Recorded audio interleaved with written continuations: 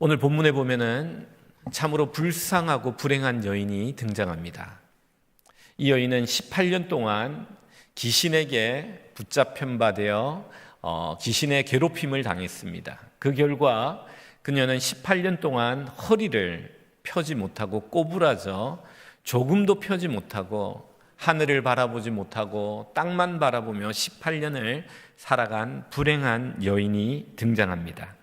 여러분 11절 우리 같이 한번 볼까요? 이 여인에 대한 묘사를 우리 같이 한번 읽어보겠습니다. 시작.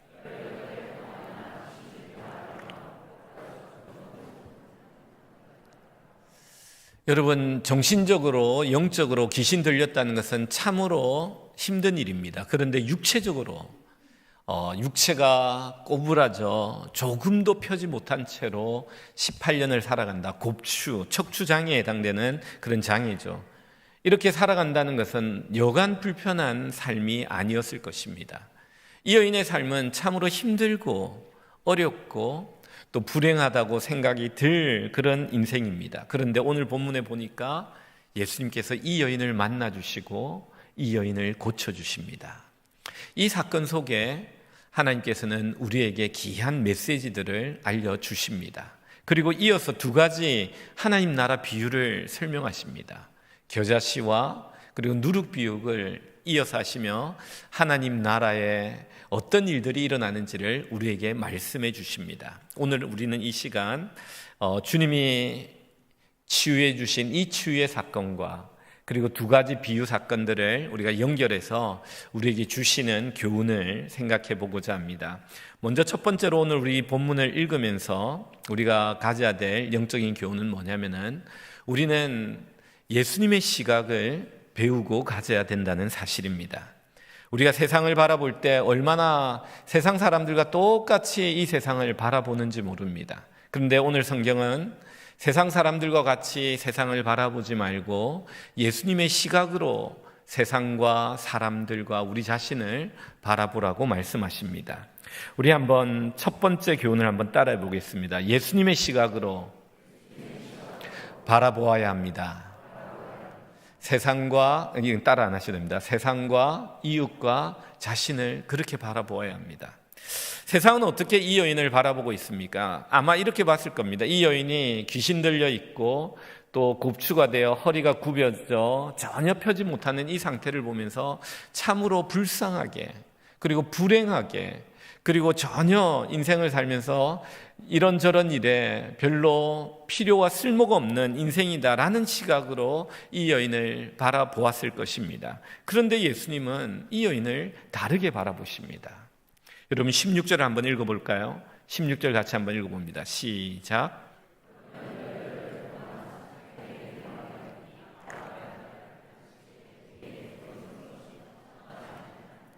이 아브라함의 딸이라고 이 여인을 부르고 있습니다.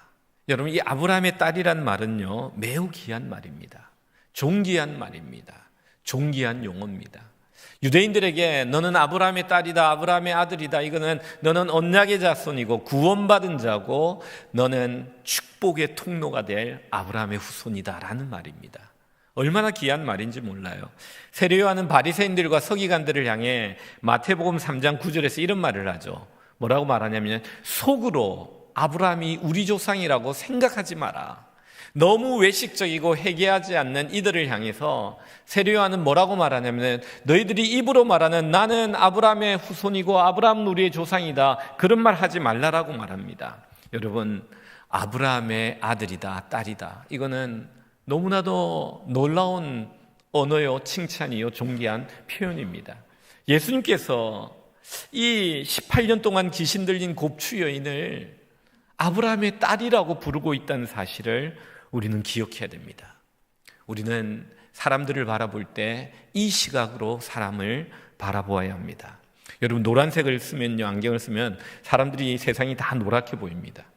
파란색 안경을 쓰면 세상이 다 파랗게 보여요. 근데 여러분이 예수님의 마음, 하나님의 마음, 성령의 안경을 쓰고 세상을 바라보면 우리가 하나님의 마음으로 이 세상과 사람들을 보게 된다는 겁니다.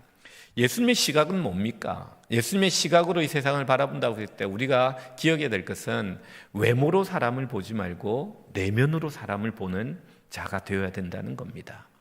여러분, 우리는 얼마나 외모로 사람을 잘 보는지 모릅니다. 본능적으로 딱 보는 순간 키를 보고요, 그리고 외모를 보고 말투와 언어를 보고 학력을 보고 직업을 봅니다. 그리고 판단합니다. 여러분, 우리의 이 본능적인 인간의 본성은 이렇게 판단합니다.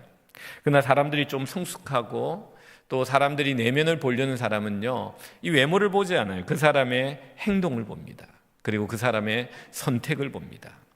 이익 앞에서 정직을 선택하는지, 책임 앞에서 변명을 선택하는지, 아니면 책임을 선택하는지, 약자 앞에서 부드러운지 거친지, 그리고 권한을 가졌을 때 남용하는지 남을 보호하는지, 그리고 이렇게 사람의 말이 아니라 행동을 봐요. 선택을 봅니다. 비판받을 때 방어하는지 수용하는지, 그리고 어떤 일들이 일어났을 때 분노를 쉽게 발하는지 아니면 굉장히 유연하고 유머가 있는지, 여러분, 이런 것들을 통해서 그 사람의 내면이 보이고 가치관이 보이는 거예요.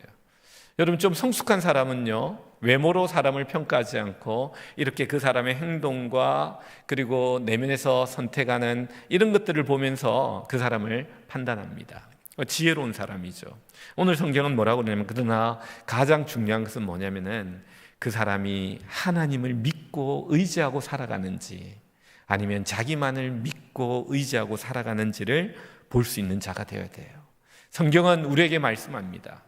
외모를 보지 마라, 중심을 봐라. 이 말은 뭐냐면요, 다윗과 같이 비록 목동이었지만 여호와는 나의 목자시니 내게 부족함이 없다라고 말하며 오직 주님만을 의지하는 이 마음을 우리 주님은 너무 기뻐하신, 이 마음이 변하지 않는 거예요.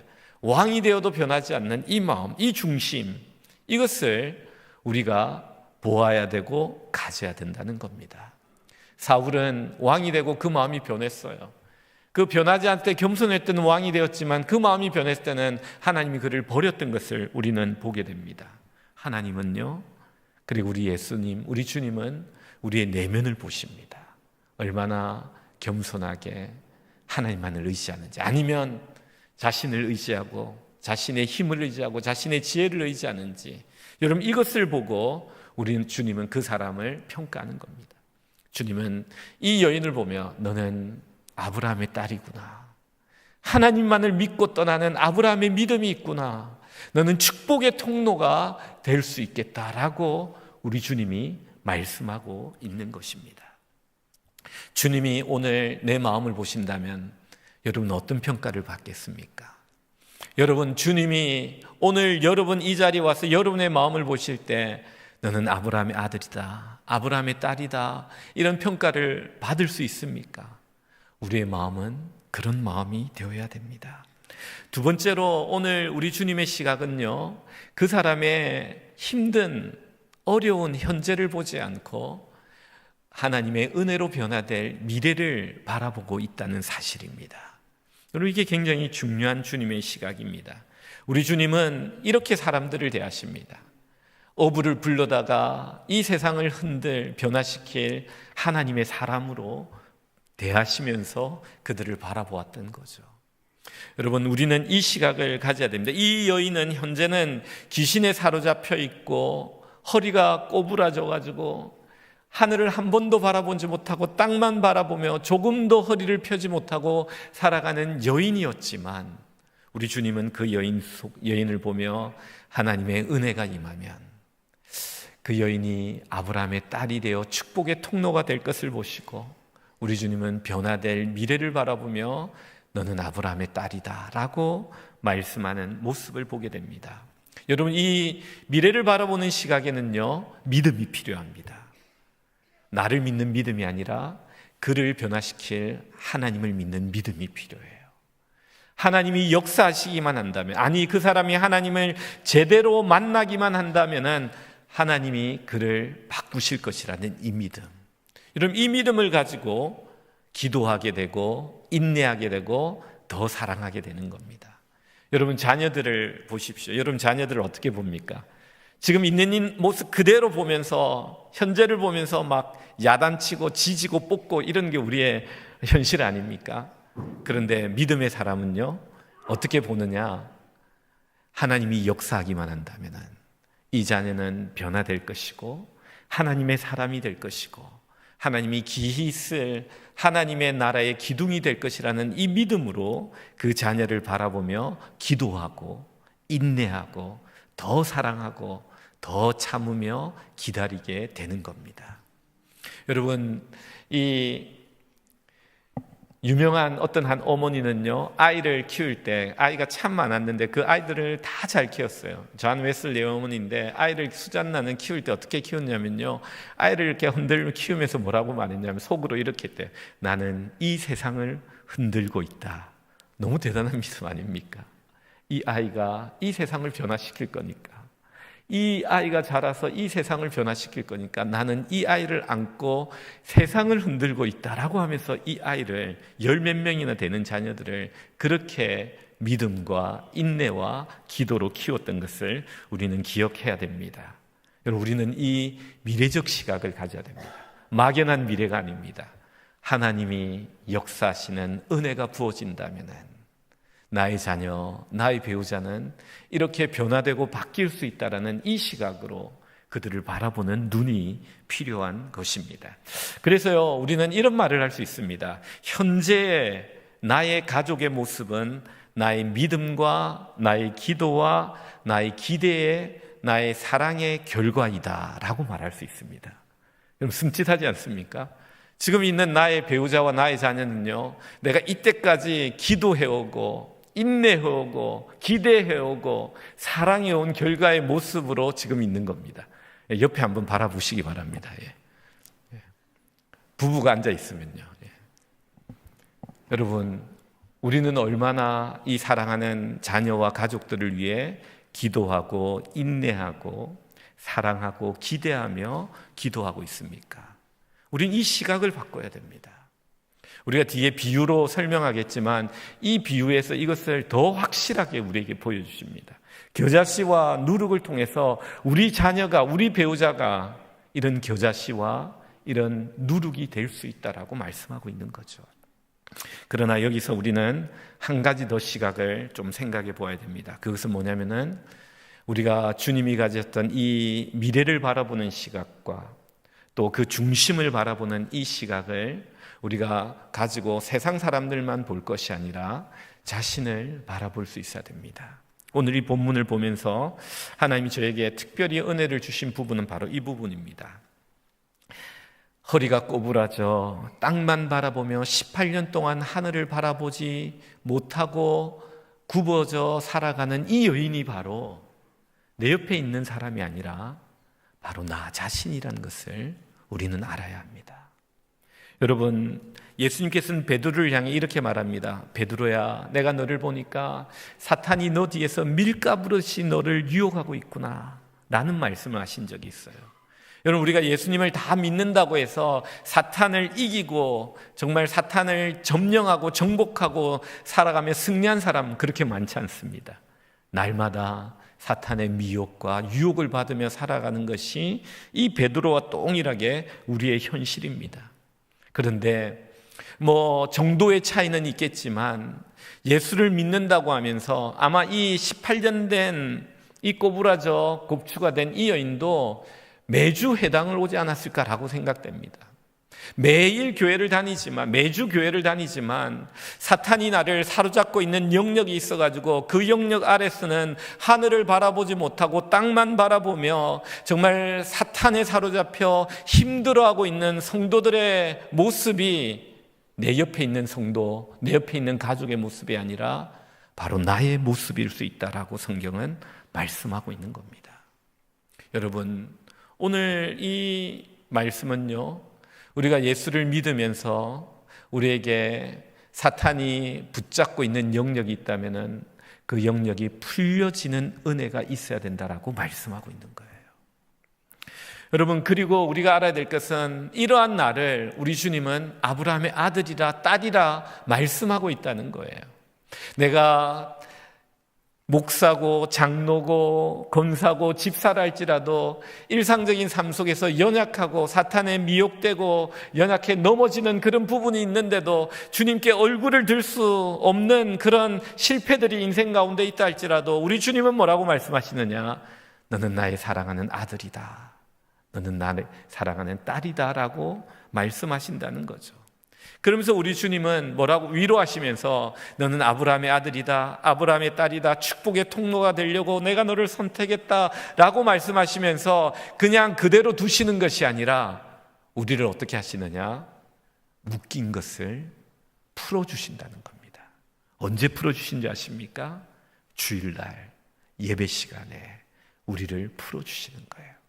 오늘 성경에 보면요, 참 16절 한번 볼까요? 다시 보면 이런 말씀이 있습니다.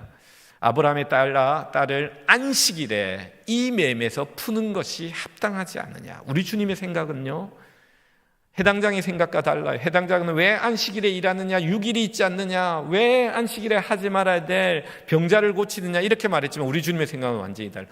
안식일에 해야 될 일이 있는데 그 일은 뭐냐? 바로 매임받은, 귀신에게 매임받아 꼬부라져 있는 이 사람들이 매주 안식일마다 주일마다 와서 풀림과 자유를 얻어야 된다라고 말씀하고 있는 거죠. 여러분 10절 한번 볼까요? 10절에 이런 말씀이 있습니다.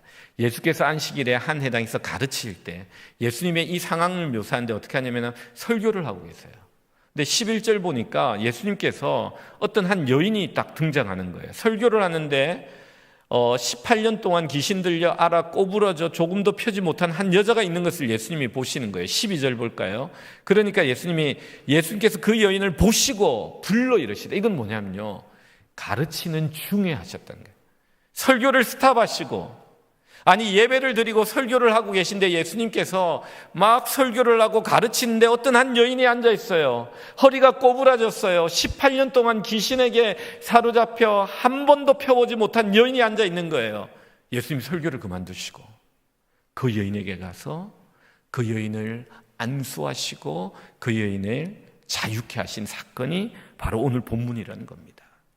여러분, 그러면서 주님이 뭐라고 말하면은 안식일에 주일에 이렇게 매임받은 자들이 풀림을 당하는 것이 당연하다라고 말하는 거예요. 저는 이 말씀을 묵상하면서 그 생각을 했습니다.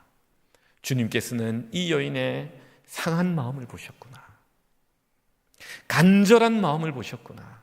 그래서 설교를 멈추시고, 예배 중에 설교를 멈추시고 그 여인에게 다가가 그 여인을 위해 안수하시며 그 여인을 치료하신 사건이 바로 오늘 이 본문의 사건입니다. 이 여인은 그 예배의 자리에 앉아 예수님을 바라보며 이런 마음을 가졌을 것 같아요. 제가 상상하는 겁니다. 본문을 보면서. 오 주님, 나는 너무 힘이 듭니다. 오 주님, 나는 이제 더 이상 내 힘으로 살아갈 수 없습니다. 오 주님, 주님만이 나에게 이 문제를 해결하실 수 있는 분입니다. 이 간절한 마음으로, 상한 심령으로 주님 너무 힘듭니다 하고 앉아있는 그 마음을 보시고, 주님은 더 이상 설교를 이어가지 못하시고 내려가 그 중심과 그 마음을 아시는 분께서 그 아브라함의 딸의 고통을 아시고 안수하시고 자유케 해준 사건이 바로 오늘 이 본문의 사건이라는 겁니다. 여러분, 우리는 무엇을 배울 수 있습니까? 우리는 이 시각을 가져야 됩니다. 이 18년 된 이 여인이 바로 내가 되어야 됩니다. 그래서 우리는 매주 주일마다 주님께 올 때마다 이 상한 심령을 가지고 내 마음에 가진 문제를 가지고 주님 앞에 나와 예배할 때, 찬양할 때, 기도할 때, 그때 하늘의 임재가 이 예배 가운데 역사하셔서 하나님의 안수하심이, 하나님의 만져주심이 이 가운데 있는 모든 자들에게, 이 여인과 같이 간절한 마음을 가지고 주님을 바라보는 자들에게 오늘도 동일하게 역사하신다고 말씀하고 있는 겁니다. 여러분, 이거는요, 이러한 믿음을 가지고 여러분이 주님을 바라보기 시작할 때 경험하게 될 것입니다. 저는 우리 교회가 이런 경험들이 많이 일어나기를 원합니다. 어떤 저에게 특별한 신유의 은사가 있는 게 아니라 하나님에게 신유의 능력이 있기에 우리가 예배드리는 가운데 우리가 간절한 마음으로 사모할 때 하나님이 이곳에 임재하셔서 우리의 아프고 우리의 간절한 기도 제목과 우리의 연약한 그 모든 부분들이, 귀신에 사로잡혀 있는 그 모든 부분들이 끊어지고 잘라져 나가고 자유케 되는 역사가 있기를 주님의 이름으로 축원드립니다. 우리는 주일날 주님의 교회 올 때 이런 마음으로 오셔야 됩니다. 오늘 본문은 이렇게 오라고 말합니다.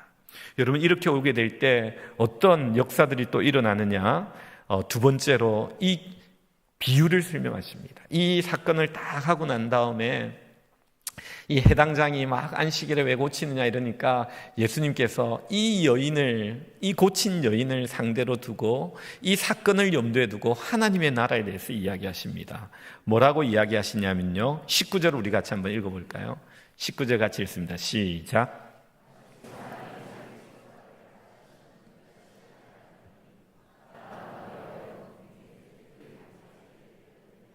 두 번째로 주님은 이렇게 말합니다. 하나님의 나라는 작은 씨 하나가 나무가 되는 것이다 라고 말씀합니다. 하나님의 나라는요, 기독교는요, 어떠한 비밀이 있냐면 작은 씨 하나가 큰 나무가 되어 많은 공중의 새들이 그게 깃들이는 이것이 바로 하나님의 나라고 기독교다라고 말합니다. 여러분, 이 겨자씨가 얼마나 작은지 제가 찾아봤습니다. 한번 띄워주실래요? 너무 작죠? 겨자씨가 이만해요. 씨 하나가 이만해요. 그래서 겨자씨만큼 작다 그러면 정말 작은 거예요. 근데 이 겨자씨 작은 한 알이 있잖아요. 땅에 떨어지면 어떻게 되는지 보여드릴까요? 제가 좀 큰 나무를 골랐습니다. 겨자나무 중에 이렇게 다 큰 건 아닌데 제가 쭉 조사하다 보니까 좀 큰 놈으로 골라왔습니다. 한번 보죠. 이렇게 커요. 너무 크죠. 저보다 좀 작은 녀석들이 많은데 제가 큰 녀석으로 제가 골라왔습니다. 잘 자란 겨자나무입니다. 저게 공중의 새들이 날아오는 거죠. 여러분, 예수님은 12제자를 가르쳤어요. 근데 이 12제자가 어떻게 되었습니까? 12제자가 어떻게 되었습니까? 70명의 제자가 되고 500명의 제자가 되고, 그리고 사도들이 설교할 때 3,000명이 회개하고 또 그 다음날 5,000명이 회개하면 교회가 막 기하급수적으로 성장하지 않았습니까? 여러분, 사도 바울이 1차 선교여행 때 12개 도시에 가서 복음을 전했어요. 2차 도시에는 21개, 3차 할 때는 24개, 로마로 가는 길엔 13개. 그래서 사도 바울이 들러서 복음을 전한 도시가 70개가 넘어요. 한 사람이 복음을 전하니까 이렇게 되는 거죠. 여러분, 우리가 한국에 언더우드 아펜젤로 목사님이 1885년에 이렇게 오셨는데, 이 부활절 아침에 땅을 밟았는데 두 분이 땅을 딱 밟았어요. 장로교 목사님과 감리교 목사님인데 누가 먼저 땅을 밟았느냐 모르겠습니다. 저는 아무튼 이 두 분이 땅을 딱 밟았어요. 지금은요, 한국 기독교가 개신교만 적게는 700만, 많게는 900만 요 정도 봅니다. 많이 좀 줄어들었는데도 700만에서 800만, 900만 봅니다. 140년 전에 두 선교사님이 한국 땅에 부활절 아침에 그 발을 디뎠는데 이렇게 많은 사람들이 예수님을 믿고 있어요. 제가 또 조사를 해보니까요, 전 세계 인구가 요즘 83억이랍니다. 되게 많죠. 근데 기독교 인구가 26억 정도 된대요. 12명의 제자로 시작한 이 작은 겨자씨의 한 알만한 이 씨가 땅에 떨어져 심었을 때 저렇게 아름드리 나무가 되니까 마을과 도시와 나라가 예수님을 믿고 변화되는 이 놀라운 성장의 역사가 일어나는 거예요. 겨자씨는 뭐냐? 성장한다는 겁니다. 너무 작은 것이지만 이 18년 동안 곱추로 장애를 받은 귀신에 사로잡힌 이 여인이지만 이 여인의 뒷이야기는 기록되어 있지 않습니다. 그러나 이 여인이 변화되고 나서 아브라함의 딸이라 했으니까 이 여인을 통해서 축복의 통로가 되어 예수를 믿고 하나님을 믿은 사람들이 아마 저 겨자씨 나무와 같이 컸을 겁니다. 주님은 그것을 보시고 이 여인을 고친 다음에 겨자씨 비유를 말씀하고 있습니다. 여러분, 이 겨자씨가 이렇게 성장할 수 있는 이유가 어디 있습니까? 그 이유는 겨자씨에는 생명이 있기 때문이에요. 여러분, 이거 너무 좋은 거라고 땅에 묻어놓는다고 이게 성장합니까? 생명이 없기 때문에 성장하지 않아요. 여러분이 좋아하는 셀폰, 랩탑, 여러분이 좋아하는 자동차 다 땅에 묻어봐요. 그냥 변함이 없어요. 생명이 없기 때문에 썩어갑니다. 그러나 생명이 있는 이 씨는요, 자라가지고 나무가 돼가 많은 공중의 새들이 와서 깃드는 그런 존재가 된다는 겁니다. 제가 읽었던 책에 참 감동적인 책이 있어요. 어떤 내용이었냐면 한 청년이 히말라야 에베레스트 산에 올라갑니다. 근데 실패해요. 실패하면 내려오면서 이 청년이 뭐라고 말하냐면 그 산을 향해 이렇게 말합니다. 에베레스트 산아, 지금 내가 실패해서 떠나지만 나는 다시 와서 너를 반드시 정복할 것이다. 그때까지 기다려라. 그 다음 말이 멋있더라고요. 그 다음 말이 뭐냐면 산 너는 그대로 있지만 나는 성장할 것이다. 너무 멋있지 않아요? 근데 이 청년이 나중에 그 에베레스트 산을 정복합니다. 여러분, 우리에게 하나님의 복음의 씨앗이 뿌려지기만 한다면, 생명의 씨앗이 우리의 가슴 속에 심겨지기만 한다면 이 생명은요, 자라게 됩니다. 여러분, 우리 자녀들 작다고 무시하지 마십시오. 축복하고 기도해 주세요. 이 자녀들이 어떻게 될지 몰라요. 정말 우리가 나중에 그 사람이 우리 교회 주일학교였다라고 말할 인물들이 저는 나오기를 기도합니다. 여러분, 우리는 이렇게 주님의 시각으로 우리 자녀와 우리 자신들을 바라보며 지극히 작은 겨자씨가 자라 큰 나무가 되어 많은 공중의 새들이 와서 안식을 얻고 휴식을 얻는 공간이 된다라고 말합니다. 여러분, 세 번째는요, 오늘 성경 21절에 누룩 비유를 말씀하십니다. 21절 우리 같이 한번 읽어보겠습니다. 시작.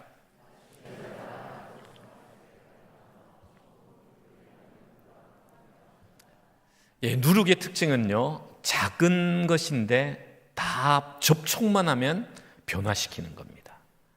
작은 누룩이요, 전부를 변화시킵니다. 오늘 세 번째 교훈은요, 작은 누룩 하나가 전부를 변화시킨다는 겁니다. 우리 같이 한번 따라해 봅니다. 작은 누룩 하나가 전부를 변화시킵니다. 여러분, 우리 주님은 이 하나님 나라의 비밀을 우리에게 말씀하십니다.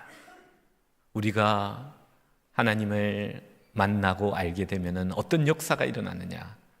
우리가 누룩이 되는데, 우리가 누룩이 되면 우리와 만나는, 우리와 접촉하는 이 모든 사람들이 변화된다는, 예외 없이 다 부풀어진다는 거예요.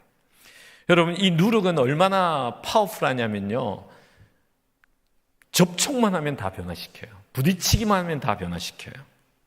하나님 나라의 특징은 뭐냐면요, 침투해가지고 들어가가지고요 다 변화시켜요.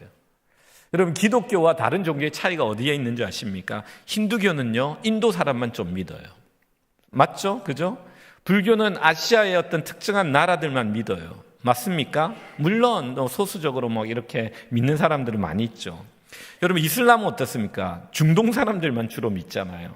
근데 기독교는 아니에요. 기독교는요, 저 예루살렘에서 시작해가지고 유대와 사마리아와 땅끝까지 이르러 많은 사람들을, 접촉하는 사람들을 막 다 변화시키는 게 바로 기독교다라고 우리에게 말씀하고 있습니다. 근데 이 누룩의 특징은 뭐냐면요, 이겁니다. 자기와 같이 만든다는 거예요. 나와 같이. 누룩과 부딪히면 누룩이 되어버리는 거예요. 이게 누룩의 특징입니다. 그래서 사도 바울은요, 사도행전 26장 29절에서 이렇게 말합니다. 우리 같이 한번 읽어보겠습니다. 시작.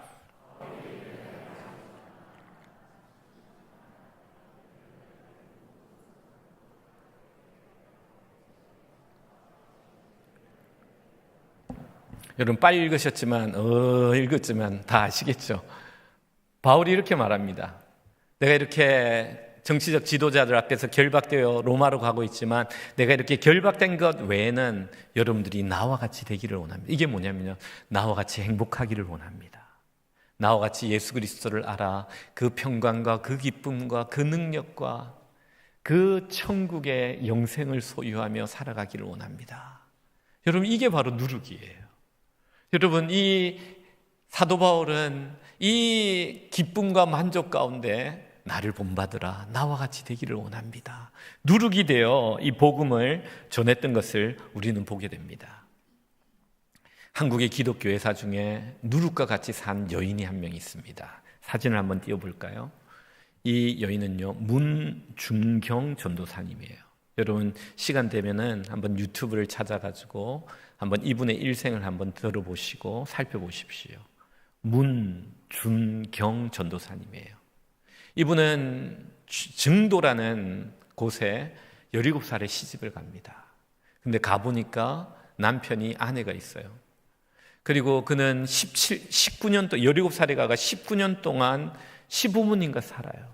살다가 이제 시부모님이 죽고 나서 쫓겨나, 이거 소박 맞았잖아요. 옛날에는 쫓겨나가지고 목포에 있는 오빠 집에 가요. 목포에 오빠 집에 갔다가 거기에서 예수님을 만나요. 예수님을 전도하는 사람을 만났는데 그 사람이 뭐라고 전도했냐면 이 사람의 상황을 아니까 이렇게 말했어요. 소박 맞은 여자랄지라도 예수님을 믿으면 예수님이 구원을 베푸십니다.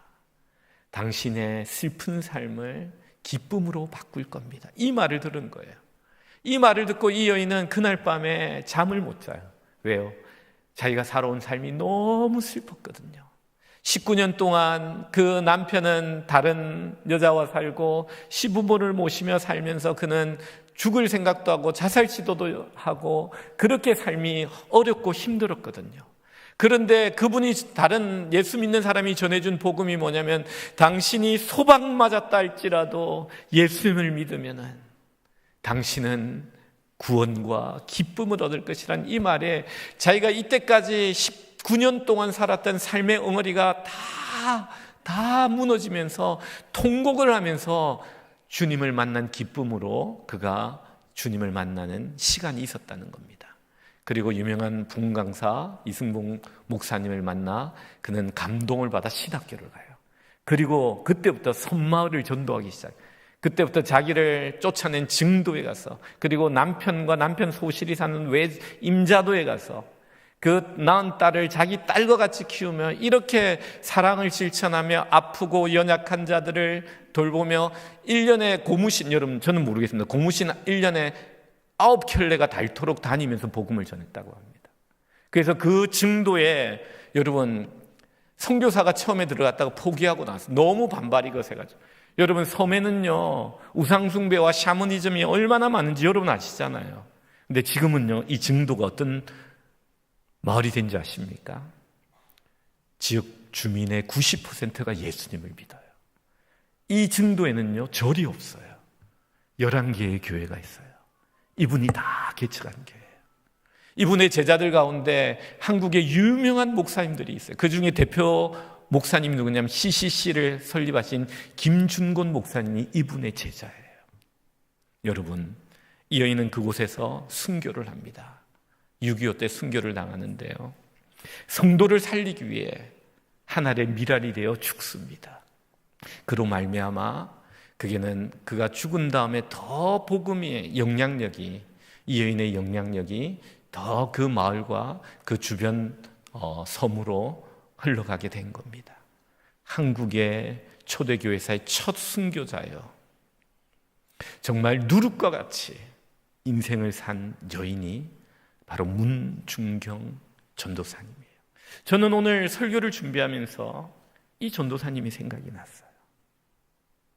18년 동안 허리를 펴지 못한 이 여인, 19년 동안 남편은 다른 데가 살고 자기는 시부분을 모시며 살다가 아버지가 죽고 나서는 소박마다 쫓겨나 오빠 집으로 가서 살 수밖에 없었던, 정말 하늘을 바라보지 못하고 계속 꼬부라진 허리로 땅만 바라보며 슬퍼하며 눈물만 흘렸던 이 여인. 그러나 이 여인을 우리 주님은 이렇게 부르십니다. 너는 아브라함의 딸이다. 너는 아브라함의 아들이다. 너는 축복의 통로가 될 것이다. 나는 너를 들어 사용하기를 원한다. 너는 겨자씨와 같이 너무 작은 한 알이라 할지라도 너가 심겨지면 큰 나무가 되어 많은 새들이 너에게 안식과 휴식을 얻을 것이다. 그리고 너는 누룩이 되어 너를 만나는 모든 사람들을 변화시키는 그리스도의 향기가 될 것이다 라고 말씀하고 있는 것입니다. 사랑하는 성도 여러분, 결론입니다. 제가 어떤 한 시인의 시를 봤는데요, 그 시가 마음에 들어 그 시로 결론을 맺으려고 합니다. 그 시인이 이렇게 말합니다. 우리는 한 시를 들고, 시를 손에 들고 새의 노래 소리를 들을 수 있는 사람이 되어야 합니다.